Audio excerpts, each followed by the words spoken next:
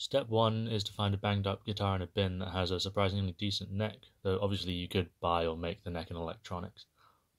Because we have a broken instrument, we need to check the electronics. If the pickups have a resistance of the order of 10 kiloohms, they're fine, but otherwise they're useless and we can bin them. Step 2 is to make the rest of the guitar, which admittedly is a bit of a big step, so we're going to start with selecting wood.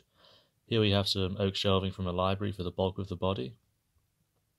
And here we have a box of other assorted woods from the garden and skips, which we'll use to make a mosaic pattern.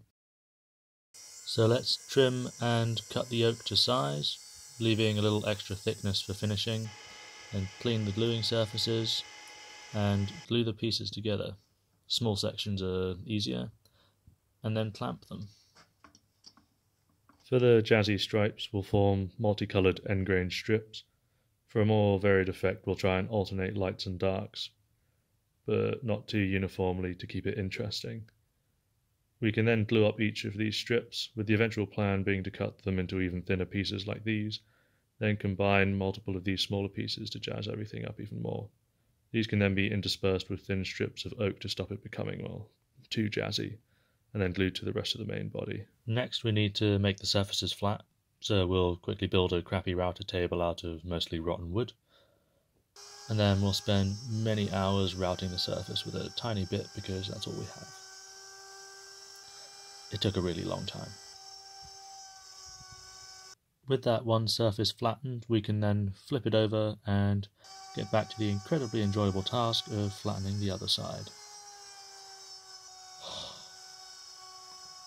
We can then cut out initial holes in the body for the neck and pickup with a router and chisel, and forget to film it because I'm an idiot. For the pickguard, we'll make a pattern from the same selection of wood as the jazzy bits on the body of the guitar.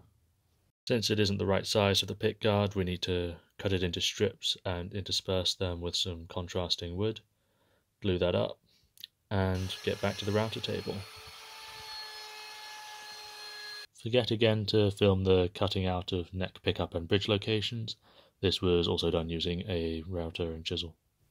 We can then cut out a platform to hold the pickups closer to the strings, and then look at how it fits up, because why not? And now we can do lots and lots of sanding, mostly by hand, because we're too scared we'll wreck it with power tools. Lots of sanding. Lots of it. Then we can look at the fit up and be sad that there's still more sanding to do.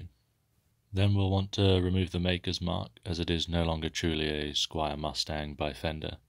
I have another video on my channel describing how to do this. Because we went for the invisible pickup mounting look, we need some blocks which will brace the pickup against the pickguard. Then we can glue them into place. The final step is to put a protective layer of varnish on the guitar, ensuring we do multiple coats for good protection.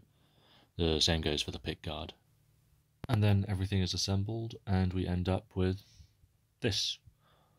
I also have an extended version for the build of this guitar on my channel, which you can find somewhere on this screen now, as well as my video on removing headstock logos.